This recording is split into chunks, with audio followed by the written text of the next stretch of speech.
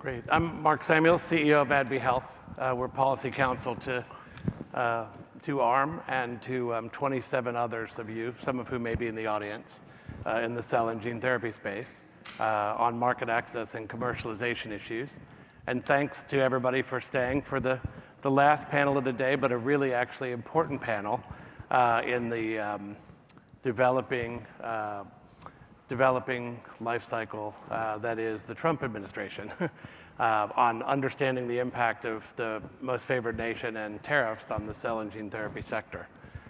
Let me first have the panel introduce themselves for 1 or 2 minutes, and then we'll come back. We have some grounding slides, a couple of them, and then we're going to dive deep into the conversation. So with that, let me have Erica introduce herself. Hi, everyone. I'm Erica Cischke. I'm the Vice President of U.S. Government Affairs at the Alliance for Regenerative Medicine. I have the privilege of leading all of our federal advocacy, working with Congress, working with the administration, principally with HHS and with the Centers for Medicare and Medicaid Services. And I collaborate closely with my scientific affairs colleagues on FDA issues. And I cover all the other federal agencies, including Department of Commerce. So I'm very pleased to be with you, and I will keep it short. Perfect. Hi, everyone. John Hermanek. I'm the Vice President of Global Market Access and Government Affairs and Public Policy at Immatics. Immatics, for those of you who may not be aware, is a German-headquartered company with a large base of operations, mainly centered around manufacturing down in Stafford, Texas. We are pre-commercial, oncology-focused in solid tumors. We're targeting PRAME and tumors that have high expression of PRAME.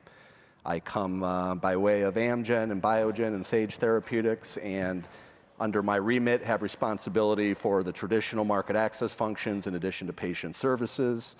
And on the government affairs side, everything and anything, including MFN, tariffs, and everything else we'll talk about today. So nice to meet you. Great. Dilip? Hi, everyone. I'm Dilip Patel. I'm Senior Vice President and Head of Global Pricing and Market Access Strategy at Autolus. Autolus are a UK-headquartered biotech with a commercial product here in the US in adult relapsed refractory ALL. I also chair the ARM European Market Access Group, so I hope that can add a unique perspective to the debate. Great. Laurel. Hi, and I'm Laurel Todd. I am with Iovance. I lead U.S. health policy as well as market access operations. Happy to be here.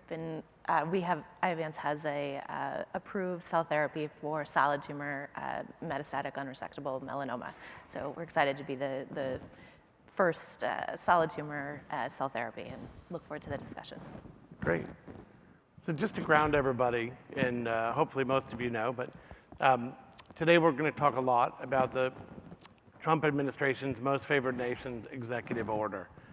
This announcement, as he does so often, came out on Truth Social and in May, and announced to the world that we were going forward with a most favored nation policy and set of guidance.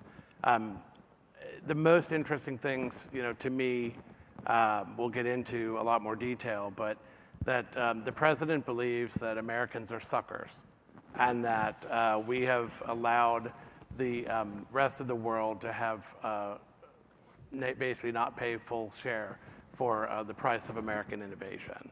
And you can see he's, as so often, he's used to capitalizing the things that matter most to him. So he talks about fairness and then talks about the policy. And we'll dive into what that means.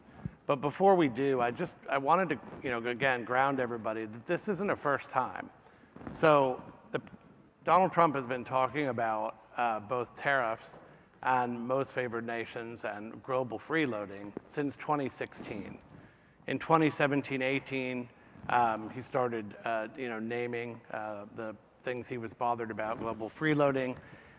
In 2018 and then 2020 again, he had 2 essentially failed attempts. The first one was struck down largely because of stakeholder lobbying and aggressive discussion with, at that time, the White House and HHS, and that was the International Pricing Index model. And then the other, the most favored nation model, actually went forward, but the incoming Biden administration wound up, recalling that policy.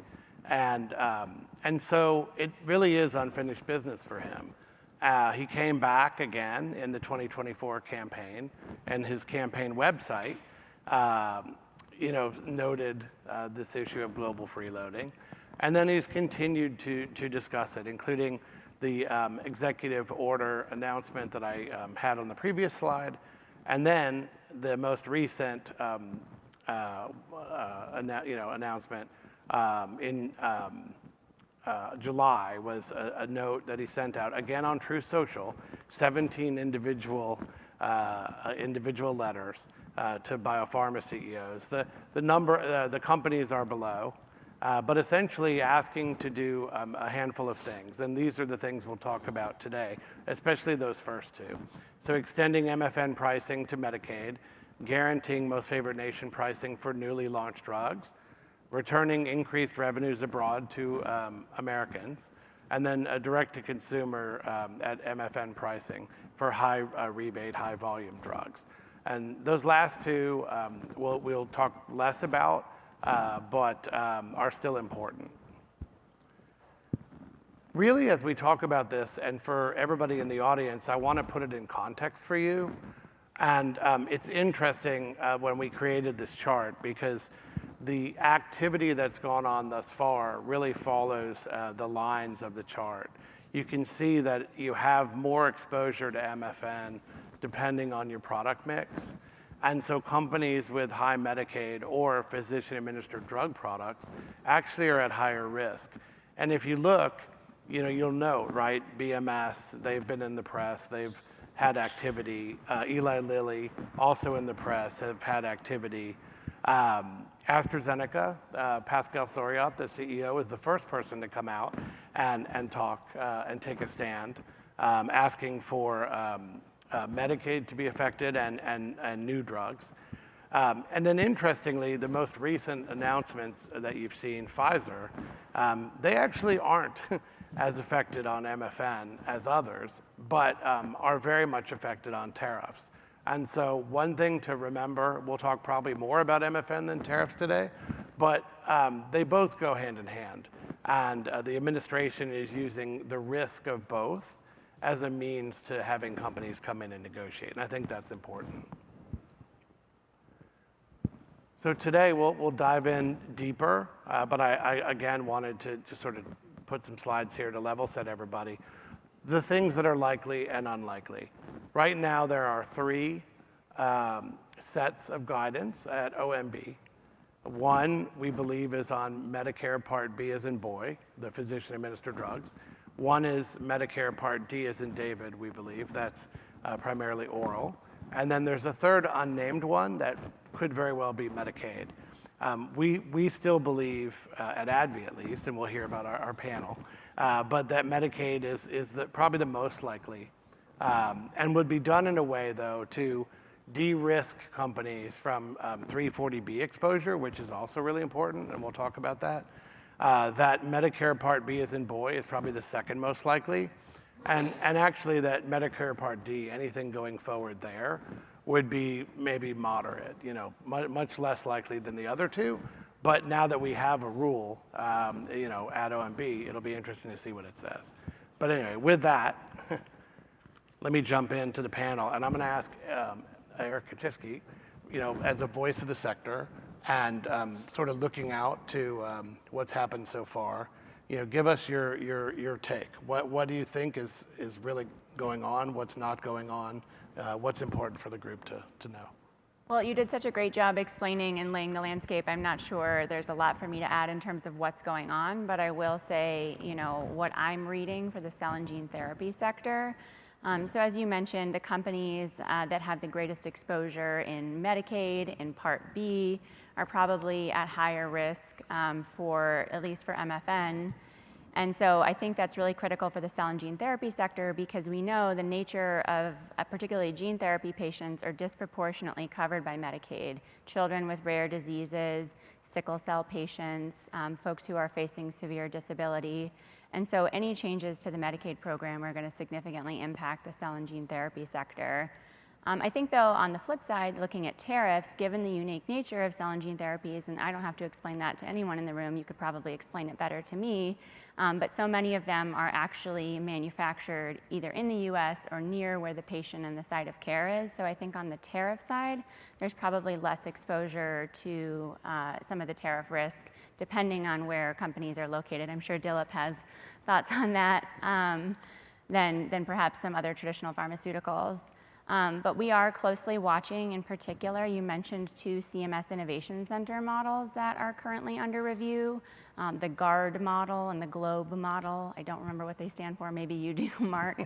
But we're waiting to see what happens with those. But I think, and we heard this in the White House announcement with Pfizer, was that last week, the week before last, that both the president and the folks from HHS and Commerce Secretary Lutnick said, we're really focused on negotiating these deals with these companies, and we want to let these play out. And they didn't say exactly how long they want to let them play out, and they didn't say exactly what happens after they play out. But I think what we can read from that is they're really focused on these companies. And even based on what Pfizer announced and BMS and some of those other companies, they are really focused on pharmacy drugs, direct-to-consumer, things where the patients, the families, the average American can really feel and see an impact on drug pricing. And so I think that's a good sign for cell and gene therapy in the interim, because it's going to take a couple iterations before you get down to the physician-administered, or particularly inpatient-administered drugs are very unlikely just based on the payment mechanism. And so again, with this focus on working these deals with these 17 companies, that gives us a little bit of time. And the question is, if they reach these deals that they want, or if we see other companies voluntarily coming forward with MFN proposals, will they even move ahead with the Innovation Center models? I'm curious what others think about that. And then again, we don't know exactly what's in the models. Again, Part D, not really applicable to cell and gene therapy, and also with plan years, they wouldn't take effect until later in 2026, presumably the same thing in Medicaid. So again, a lot to watch, but I don't think there's reason to run out and panic at this moment. But certainly companies need to be thinking about it, and I think many, many of you are. Yeah, maybe one leading question. A lot of folks have talked about having potentially a rare carve-out or a cell and gene therapy carve-out, and maybe leaving this room thinking, they're not affected. What's your take on that? Is everybody affected at least until they're not? I think that's right. I think everybody's affected until they're not. And I think even from the ARM perspective, the whole sort of idea of most favored nations is really a problematic precedent. And so I think we really need to be focused on talking about that. But there are unique and more intense, I won't say risks, but implications for the cell and gene therapy sector, given the smaller patient populations, given the commercialization challenges, given the complex nature of the therapies, and the fact that they tend to be higher cost up front. I think there's a lot of risk there if these policies take effect and if they do implicate cell and gene therapy. And so I think right now we're really at the educational stage. What would the devastating impact be? Why is this short-sighted? I do think that carve-outs, they get tricky, they're hard to implement. I think especially when you start looking at tariffs, it depends on coding. So I don't think we want to jump down that route yet. And then one other thing I'll just mention on tariffs, just as folks are likely aware, but the president, you didn't put the other Truth Social post up there, but he announced 100% tariffs on all branded pharmaceuticals unless you have shovels in the ground here in the US. And lots of my lawyer friends panicked over the weekend and said, what does that mean, shovels in the ground, all debating, who knows, it's Truth Social. But we have to remember that the US has these bilateral trade agreements in place with the EU and with Japan that cap tariffs at 15%, and that would trump, no pun intended, any 100% tariff. And the other thing is there's a question, at least in my mind, is this 100% tariff, one, is it real? He said October 1st, but here we are on October 8th and it hasn't taken effect. But is that the same as this Section 232 investigation that we're still waiting for, or is that something different? And again, at that Pfizer White House event, Secretary Lutnick said, we're going to let that play out before we sort of release the results of the 232 tariff. So I think taken all together, what we can glean is they're really focused on these 17 companies. They're really focused on the things most visible to patients and Americans. And some of it really is about the optics. Great. So let me ask them, go to the far side of the panel. We're lucky today because we have folks that have both launched product and not launched product. And so for those that have, let me ask Laurel and Dilip. Laurel, maybe go first. We know the what, right? We talked about that, Eric and I. But let's talk about the how. How are you preparing? What are you telling your organization? As advice to folks in the audience, can you give a perspective on how you're scoring the impact, how you're thinking about mitigation or action, and how you're walking through that with your organization, because you're having to work both with your now executive team, but also the folks that are across the company. Yeah, so thanks for the question. I think that for us, we've been approved for about 18 months, and it's a little bit like building the airplane as we fly it, trying to figure out how do we, in real time, take these policy perspectives into effect. And so our cell therapy is manufactured in the Navy Yard in Philadelphia, so we have the US presence. And following that launch, and then we have to think about how are we approaching Europe, UK, Canada, Australia, other markets, and what is the timing and pacing of those, and what is the price that we can achieve in those markets, so that we don't, if to the extent MFN does get implemented in some venue that has authority beyond these 17 companies, we have to kind of look at that and say, okay, well, let's use their deals as benchmarks so that we can take those into account in our own corporate decision making. Yeah. And Dilip, maybe that's a question both. Yeah, I mean, maybe adding on to it, how are you preparing, but also given that you're in the middle of launch, so how are you adapting? So for those of you that don't know, Autolus is, as I mentioned, a UK-based manufacturer, and we are launched out here in the US. So we have no shovel in the ground because our shovel's in Stevenage in the UK. So that's the first thing that a company such as the kind of size and structure that Autolus has to think about. So what are we going to do about manufacturing in the US? How are we going to mitigate, for that strategy? So that's the first thing. We have a very successful product launched out here in the US, and for me, it's a combination. You mentioned it already, Marc. You can't just take MFN. It has to be trade and MFN for us. So it's got to be a mixture of those two. So as with other products or sectors, that price has been passed on to the consumer. So that's one of the things that we will have to think about, and we are thinking about. So as you may or may not know, the US and the UK don't have a trade agreement. So that's an unknown. So as you can imagine, the board and executive team are thinking, well, what is this number going to be? We hope that as President Trump came to Windsor Castle and we laid out the golden horses and things, he may, we may land at 10%, or at worst 15%, which is the same as Europe. So one of the considerations is, like, do we pass that on, or do we swallow it? So that's one thing. And then, as I said, we are now thinking, well, okay, are we now going to have to think about manufacturing or partnering with somebody who is manufacturing in the US? And I think all companies are thinking that way who are based outside of out of the US. So those are the kind of two things which our organization and I guess which many other European organizations are thinking about if they don't manufacture in the US. And then just finally to Laurel's point,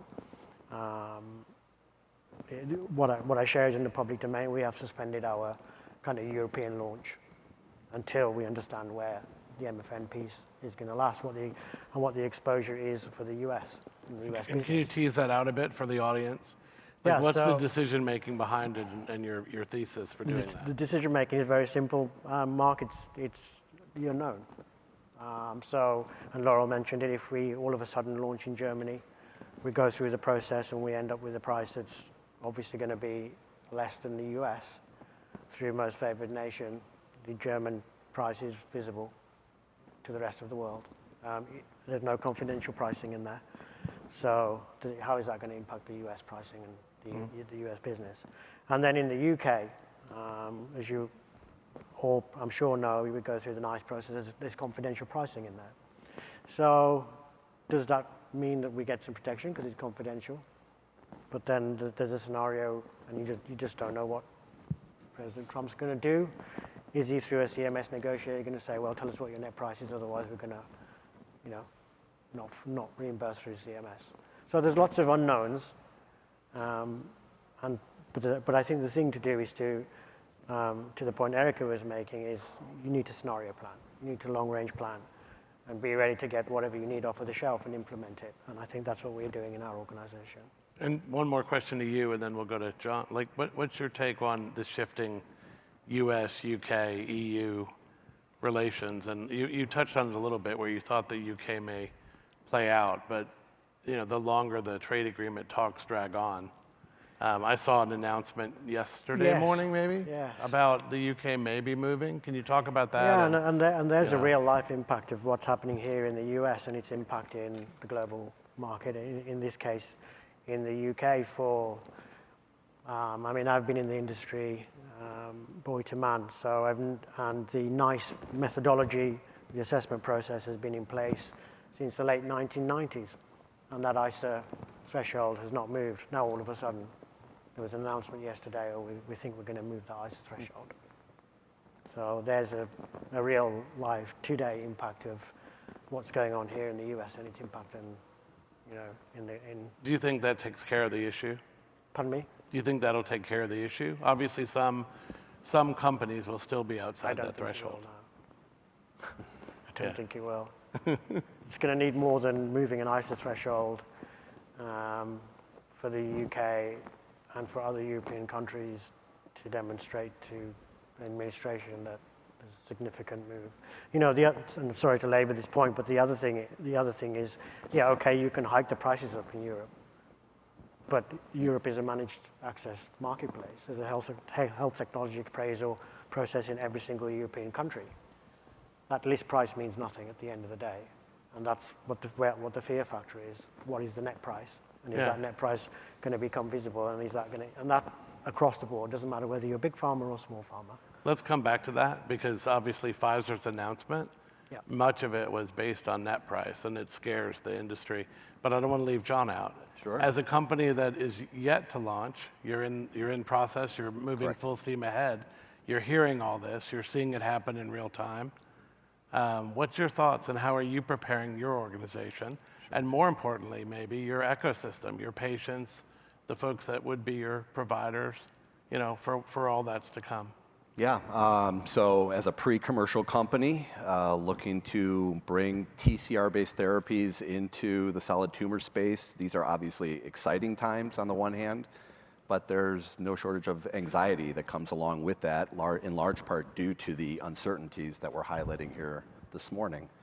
One of the big challenges that I have in my role, so we're a couple of years before our anticipated commercial launch, is making sure that I'm appropriately educating, informing my leadership, much of whom are located over in Germany, and admittedly don't have a great handle on how things operate here in the United States. That's why they've assembled the commercial team with the experience that we have to launch here in the US, and then subsequent to that, hopefully beyond. But I have a big opportunity and challenge in helping to educate these internal audiences so that they appropriately understand what the risks are, what the opportunities, what the scenarios that we need to all be planning for. And being headquartered outside of the US, but recognizing that the US is the first launch, and obviously everything comes from that, there's an obvious expectation and need to serve markets outside of the US, right? We're running a clinical trial where we have patients obviously from the US, but also from Germany and the UK and Canada. So we want to serve these patients. And I guess that's the bigger kind of message here. It's a shame that at the end of the day, patients are the ones who get caught up in all of this conversation and really bear the greatest risk, more risk than we all share as companies. But through effective partnering, full disclosure, we work with Marc because Marc and ADVI, we believe, are some of the best there are in this industry to help us as a small or large companies stay abreast of what's going on in the broader government affairs, public policy space. One of my earliest asks of my leadership was to join ARM. We're new members of ARM. It's my first conference. But I recognize that we can't do it alone. Very few people, much less payers, providers, know who Immatics is at this point. That will change. But in the interim, I need partners that I can lean on, rely on to get whatever the current state of affairs is, the insights that we need so that we can make well-reasoned, well-informed business decisions. Are you feeling, when you go out and you talk to your providers or others, especially because some of the policies that we talked about, both on the Medicaid or in the physician-administered side, might affect them, are you getting pushback? Are you getting questions? Are they worried? I mean, all of your therapies have a high cost of goods. They're a relatively high dollar for a small population. Sure. That population is understandably each nervous. Yeah. What do they say to you? Yeah, we're early days in terms of a lot of our direct engagement with a lot of these folks, but we're obviously engaging with numerous treatment centers and providers through our clinical trials. They're largely not focusing, at least in their conversations with us, on these types of topics. But make no mistake about it, they're worried about the spillover consequences and impacts that they know come from these sorts of risks. Obviously, we watch Iovance very closely because we are bringing a product that will be in the same space as ADVI, treating advanced cutaneous melanoma. And regardless, we've heard it many times throughout this week, regardless of the panels, that there's a proliferation of cell therapy that's happening. That's the great news. The bad news is the ecosystem, including the treatment centers themselves, aren't necessarily in position to absorb this expansion. So we've got a tough task ahead of us, not just in oncology, not just in sickle cell. We're all trying to advance these high technology therapies that will truly transform the way we address grievous illness. Now we need to make sure that the ecosystem's prepared to adopt these great therapies and value them appropriately. Can I actually add something there? You mentioned about the ecosystem and you asked a question about providers. One of the things that I do worry about is if we see the MFN policies being adopted in Medicare Part B to physician-administered drugs, if we see them being adopted in Medicaid, depending on the mechanism. But as we mentioned, it's really, really hard, if not extremely unlikely, that they'd be adopted in the inpatient setting. Right. That's going to create a disincentive to move things like CAR-T or other cell and gene therapies from the inpatient setting to the outpatient setting. And if we're serious about expanding patient access, whether it's increasing the number of beds, whether it's getting out into the community setting, we need to move the cell and gene therapies eventually out into the outpatient setting. And again, you guys know better than me, but the science, the clinical understanding is enabling that. But if we have payment policies that are going to penalize financially Part B drugs or impact covered outpatient drugs in Medicaid, then that's going to be a disincentive. And I don't think payment policy should be dictating the setting of care. Yeah. And I just wanted to double down on that, being on the other side of the approval. Payer access is not an issue for cell therapies. Payers understand the unmet need that our therapies are providing for patients, and they're providing access and timely access. But the issue is on the reimbursement side back to the provider. And so to the extent that providers are dependent upon the payment policy, Part B in particular, and the COAs of the world are starting to think about this, of how do they evolve their payment system. But in terms of the patients getting access and the payers being willing to provide that coverage, that piece has been solved, and it is this ecosystem side of how do we move forward, how do we get into the community, how do we allow better, more, let's say, broader access beyond kind of the academic medical centers. Yeah. And I will just say, ARM, we don't just represent developers, but we represent provider organizations, we represent patient organizations, and I have talked to more than one children's hospital center of excellence that is very concerned both about what Laurel just described, but also about tariffs and whether that'll be passed on, what that will look like. They also have a lot of questions about whether it's just pharmaceuticals or if it's APIs and how that could impact the delivery of care. So yeah, I don't think anyone is untouched in the policies that we're talking about. You just mentioned it, but I know part of your remit is working with these patient organizations, working with providers and others. Have you heard from them on MFN? Are they understandably concerned? And if the temperature ramps up, would you want to, I guess a broader question, with the patient groups, with the ARM member companies, for the most part, this has been a Trump administration focused series of events. But would you think about potentially asking the patient groups for their voice and potentially even going to Congress to try to get to the administration? Because one thing we didn't talk about as much, a lot of the administration work, it does come from the president, but there is a small group of folks that were around in the 2016, 17, 2018 that are back and that are really driving this. They're somewhat immune from congressional scorn or approval for that matter. But the secretary, the administrator, and others aren't. How do you think, if you're playing this out as an offensive coach, football, how do you see it playing out in the next couple months? Yeah, that was like 5 questions, but I'm going to try to wrap them all into one answer and be succinct.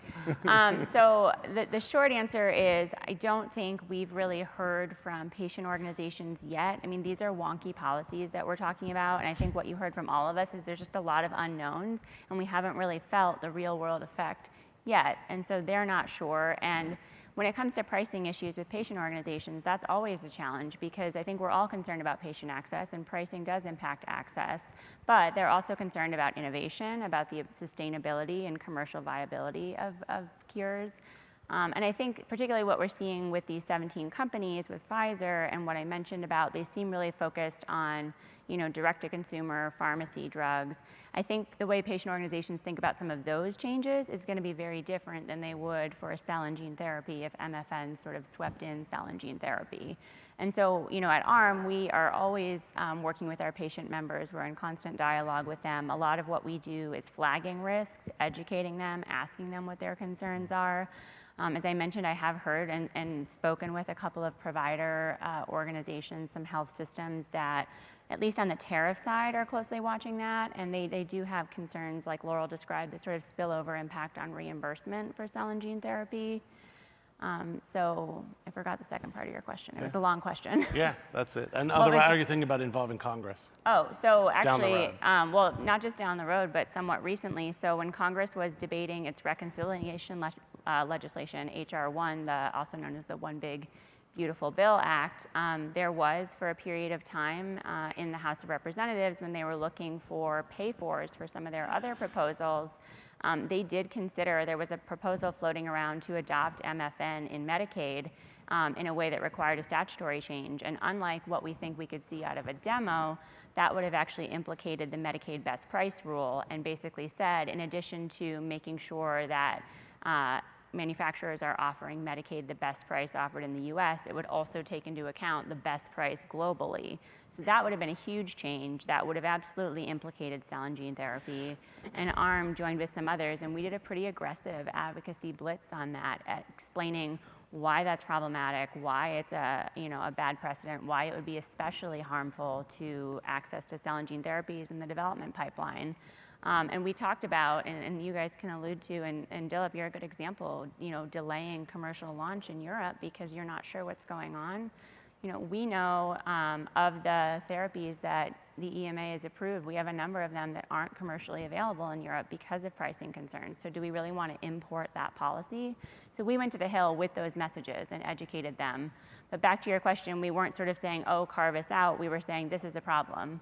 And it's going to be an amplified problem when you pull in Medicaid best price, 340B, and that was successfully beaten back. So I think that's a good sign. We sort of walked people back from that. But in terms of congressional oversight of the Trump administration, I think you're right. There's not a lot of folks on the Hill that really feel comfortable criticizing this administration, at least not publicly.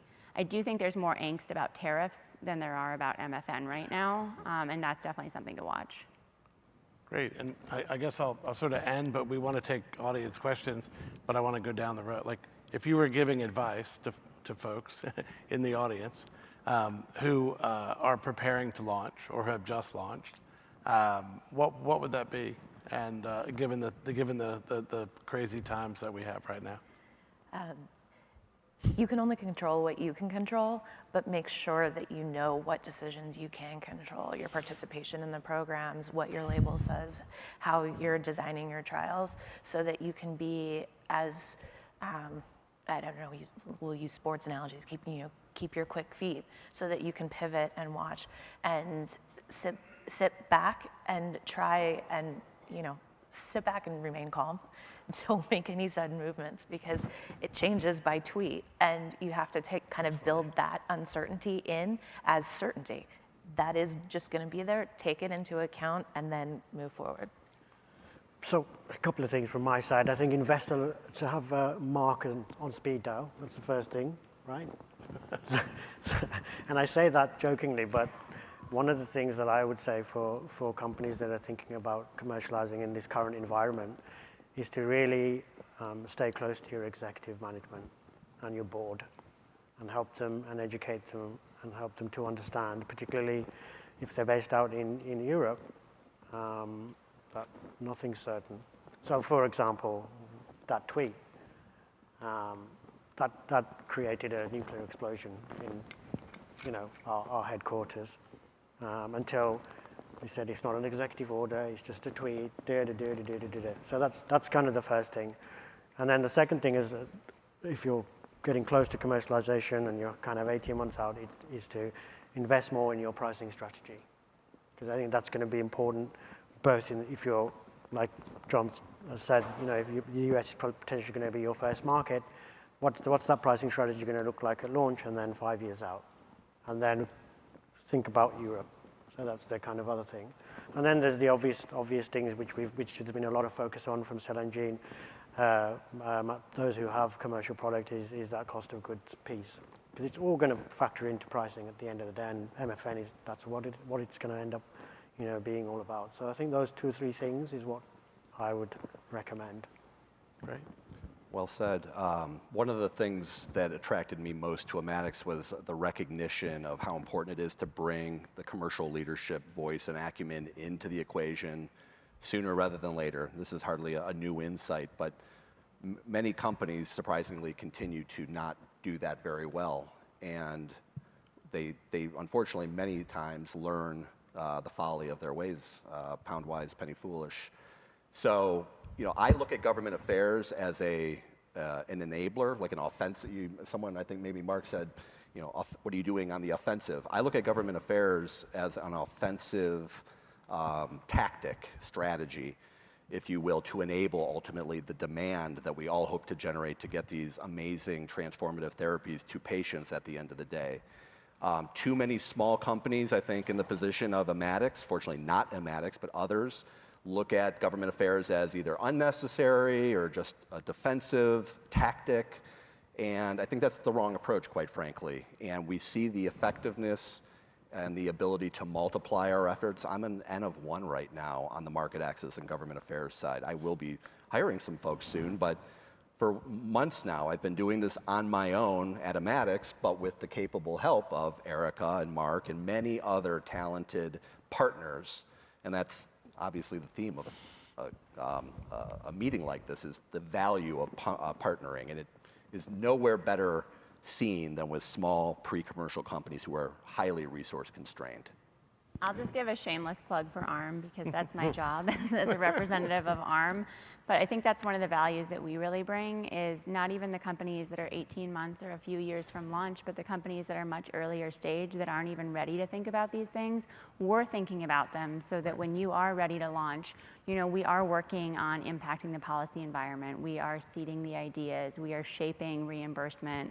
I have the privilege of working with Laurel, for example. We're thinking about Medicare reimbursement, not just today, but in the future. Where we look at CMMI demos and what those might look like. And so that's really something that we try to do, is balance not only the commercially available and imminent products, but those that are much earlier in the pipeline.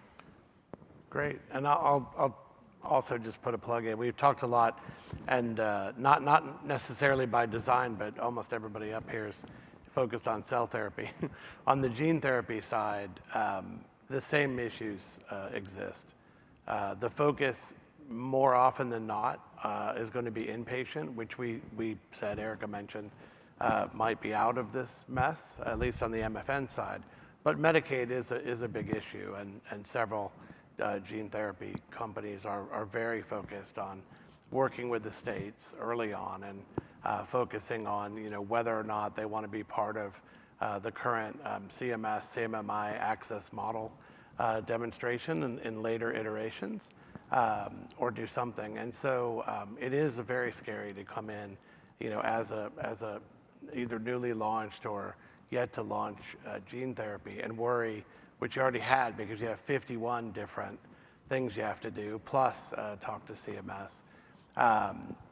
We do think Medicaid will be affected largely because it's easiest. The general view on Republicans is there's too much money in that system.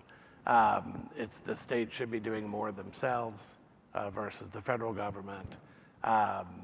And do we need to be paying for high cost, low volume drugs in the same way we are?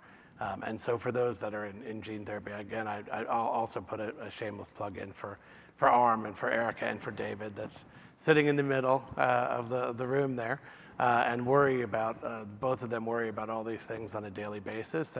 And since all of, or a majority of you maybe in the room are members, you should use them and use the advisory groups that were set up by David and Erica and Marc Bettolini, who's sitting there and is a definite veteran of all of this mess and has seen this car crash before many times over. So with that, we'll stop a little early. We're hoping there's some audience questions, and if not, we may generate some from the podium. Or we can just let everyone and let everybody go. This is the last meeting. We're holding you hostage. Yeah. Last day, last panel. Yeah. We got some Great. Go ahead. Hi, thank you. Great panel, intriguing topic. Appreciate the advocacy efforts of ARM as always to try to hopefully keep cell and gene therapy out of the mess that this could become. I'm curious to hear the panels, and I'm Ted Slocum, by the way. Sorry, I didn't introduce myself at the outset. I'm curious to hear the panel's take on whether the likelihood of cell and gene therapy really getting sucked up into MFN type of negotiations. If you tack back to the Trump administration's proposal from a couple years ago, where there was like a list of 50 drugs that were going to be negotiated by Medicare in terms of price, I think for Part B, if I'm recalling correctly. If you look at sort of the budget impact of those 50 drugs, cell and gene therapies probably are not going to hit that same radar in terms of budget impact. So under the current circumstances, current setup, from tweet to potential executive order to policy to congressional action, God only knows, what do you think the true likelihood of this hitting gene and cell therapy is? Is it 20%? Is it 80%? If you want to put a number. I'm not going to put a number on that, and I'm curious if others want to be so bold. But I think in the short term, it's unlikely. And one of the things that the cell and gene therapy sector has going with it is that this administration is really excited about cell and gene therapy. They understand the promise of the therapies. We've heard unprecedented amount of singing the praises of the sector, of the promise of the therapies from all levels across the Department of Health and Human Services, from CMS to FDA to NIH. And I think that they understand that there's an upfront investment that's necessary to deliver these durable, potentially lifelong cures. And so I think that's really helpful. And to your point, these aren't going to be, if you're looking at sort of total drug spend in Medicare, because of the volume, at least now, they're not going to hit that threshold. But we do need to be thoughtful that it's not just about the products that are commercially available now. We have products in the pipeline for much broader indications, and those could hit those thresholds. And so that's why we really want to be thoughtful about setting a precedent that's not just going to work for today, but that's going to make sense in the future. I do think I'm more worried and interested in what we're going to see out of the CMS Innovation Center. But But I think if we look at the existing CMMI cell and gene therapy access model, if we see more of that, it's really positive. It's a voluntary model. It's voluntary for the manufacturers. It's voluntary for the states. And in exchange for offering these outcomes-based arrangements in the form of supplemental rebates, the patients and the manufacturers got something in return. They got these access terms. They got these sort of guarantees that there at least be standardized access for their patients. And so I'm hoping that we're going to see more of that for cell and gene therapy. And so again, I don't think we need to be advocating for a carve-out for cell and gene therapy of these other things just yet. I think what ARM is saying is instead of MFN, let's do more of this. Let's do outcomes-based arrangements. Let's do innovative things. Let's do things that are really going to support patient access. So I think that's at least where ARM is focused right now. Yeah. Others want to? I'll give one, but I'll wait. I just want to kind of flip the discussion in terms of the question that was asked. I do think leaving here that cell and gene therapy manufacturers are going to have to invest more money in demonstrating value. I truly believe that.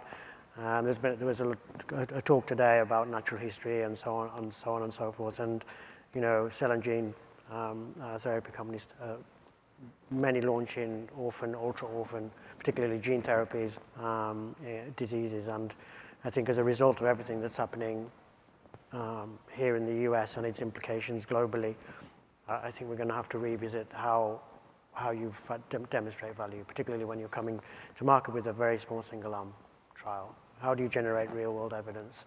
And then when you do go to your payer, how do you then use that to say, well, this is the price that I should command for this product?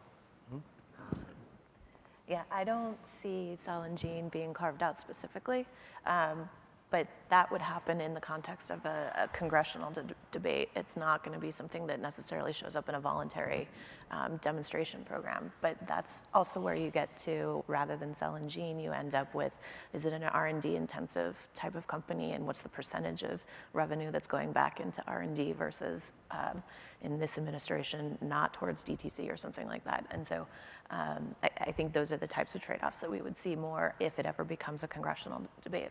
Yeah, and I'll give it. I think it's about 30%. I think there are a lot of nuances, right? So many, because you don't know, right? Albert Bourla and Pfizer were first up to make a deal. I think it depends on who, how many others make a deal and what the deal is. I think there's more likelihood for Medicaid that you'll get both current product and new product. I think for Part B as in boy, the physician administered, it's more likely for new, just given the complexities. But I will say, to me, it's also thinking about, you got to think about True Social and tweets and other things. And so I think, to your point, the top 50, I think they're going after the top 100 this time.